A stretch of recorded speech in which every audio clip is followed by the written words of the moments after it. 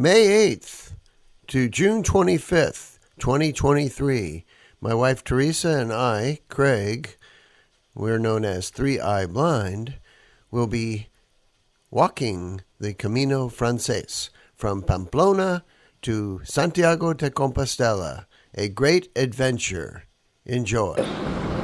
So, you may be wondering why we are calling ourselves 3-Eye Blind.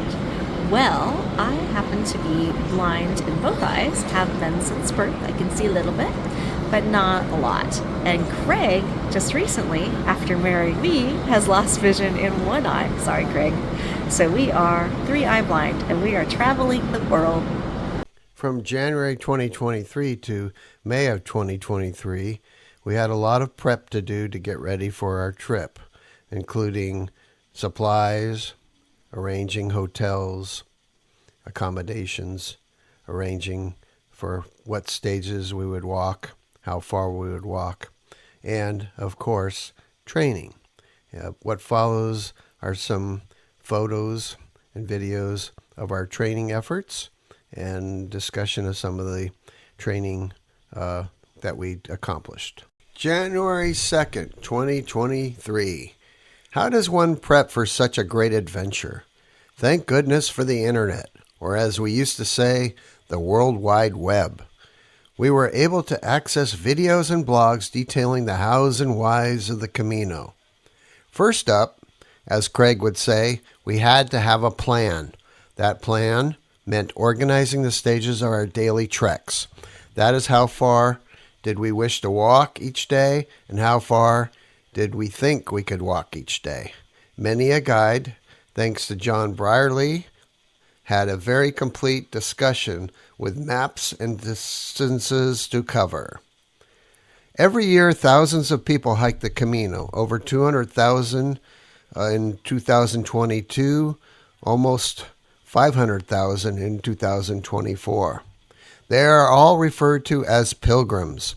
It is about 484 miles from Saint-Jean-Pied-de-Port to Santiago de Compostela. The first pilgrimages began in the late 900s. Pilgrims would walk to Santiago to pay homage to St. James. Most went for a religious or spiritual reason. Many suffered from ailments and sought to be healed. Others walked to Santiago to atone for their sins. Today, various reasons are offered up: religious and spiritual, adventure, reinventing, resetting, and or finding oneself, to experience the beautiful country and the people who partake in the Camino, and more. It was determined by unanimous vote that we would skip the traditional hilly climb from the French-Spanish border and through the Pyrenees. We decided to avoid as much as possible making this into a death march, so our start would be about 60 kilometers shorter, with us beginning in Pamplona. We hope to arise early each day to beat the heat, making several stops for coffee, snacks, breakfast, and lunch. We also had to figure on the regular bathroom and take off our shoes to rest our aching feet breaks. Factoring that all in, we estimated that our days would vary from as low as 7 kilometers, or about 4 miles, to as high as 25 kilometers, or about 15 miles. Days we were going to walk flat trails and roads might obviously be faster than those days we had to climb 3,000 to 4,000 feet. Also a factor will be the rain and the heat. Some days might only involve 3 to 4 hours of walking, others 7 hours or longer. Another determining factor for the length of stays was the availability of a place to stay each night. Some towns had little to offer. This was not going to be a backpacking camping trip. Plus, we were not enamored with the idea of sharing a hostel with 40 snoring trekkers and bedbugs. We decided to look for a mix of 3 to 5-star hotels and paradors, as well as private rooms in homes, pensiones, and hostels. We had to book overnight stays encompassing 46 nights. Admittedly, we decided to glam up our stays in Pamplona, Burgos, and León. nice hotels and 2 nights in each big city so as to allow some really good eats and time to see the sights. All reservations were made via the internet. I was able to deal directly with some of the places. Others, we used booking.com or expedia.com. Airfares were made via Expedia. We adjusted our planned flights because we wanted to stop in Dallas on the way to drop off Teresa's guide dog, Wills, with his puppy raisers, Robert and Gretchen.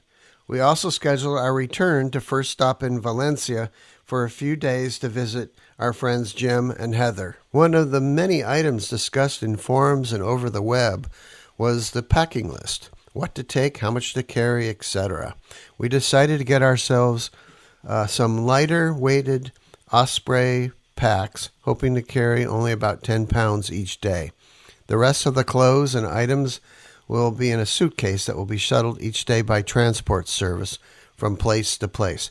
This will reduce the load on our so-called ankles, knees, and legs. We will be packing one suitcase to weigh no more than 30 pounds.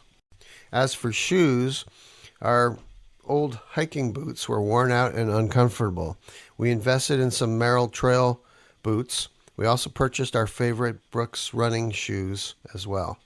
There are several sections of the Camino with big ascents and descents, as well as rocky, uneven trails. There are trails with loose rocks and cobblestones. We will wear the Merrells for those trails. The other trails, hopefully the Brooks shoes will do. As for clothing, Amazon loves us. We have been buying up shirts and socks and underwear that are fit for hiking. Lots of merino wool and wool blends. Lots of toe socks and sock liners. At first we got nice ponchos, then decided that with the wind and rain at higher elevations, we would be better off with jackets and rain pants. We might still take one of the ponchos to use as a tarp or ground cover for picnics. We both got walking sticks at one of our favorite stores, REI. We got some super light black diamond walking poles, and we also got some water bottles. I probably won't be able to completely unplug on this trip, and I did find some great sites that will help us to navigate the Camino.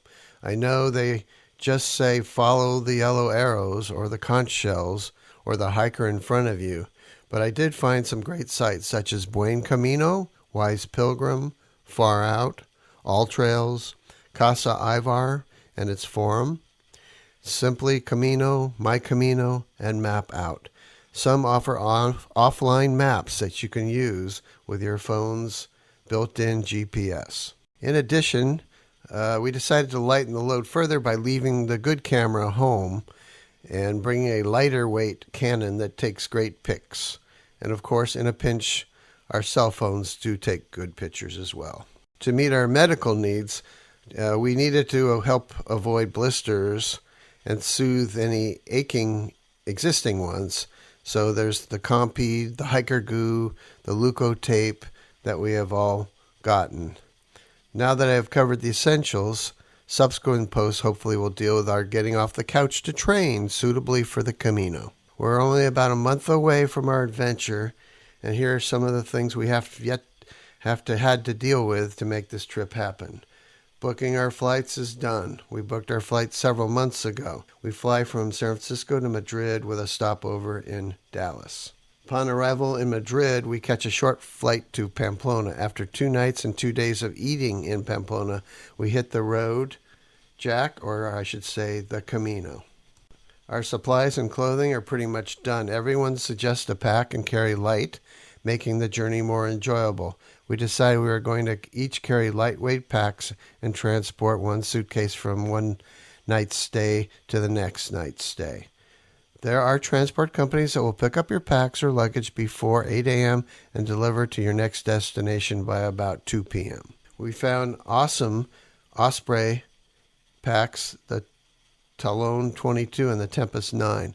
We bought some awesome suitcases only to find out that there was a size limit on the case. As a result, got a super nice and light 60-liter duffel backpack, and everything fits. We are still adding and deleting some items, such as in rain jackets and pants, out umbrellas, in a pocket knife with a bottle wine opener, in cotton gloves, out waterproof gloves, in some toe socks, an extra merino wool t-shirt, in a poncho that can double as a tarp, out gaiters, in one roll of toilet paper, out the extra roll of toilet paper, in sandals for both of us, out my heavy Nikon telephoto, and in a lightweight camera. As to the stages and accommodations, a few months ago I began to check into the various stages for the Camino. We had to determine how far we were willing to walk each day, taking into consideration the terrain and where we might want to stay and eat that night. I Googled, TripAdvisored, and researched guidebooks like Beerly's and websites. I convinced Teresa that we could do about 8 to 10 miles most days and still get to our destinations with time to eat, siesta, and play tourist. Some days will be harder than others.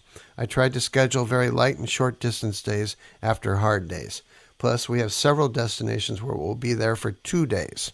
Worst comes to worst, we have several taxi drivers on speed dial. We tried to book directly through to the accommodations. For those not internet friendly, I was able to book via booking.com or Expedia. All accommodations are now booked. Also have scouted places to eat. We even have a reservation at a Michelin star place.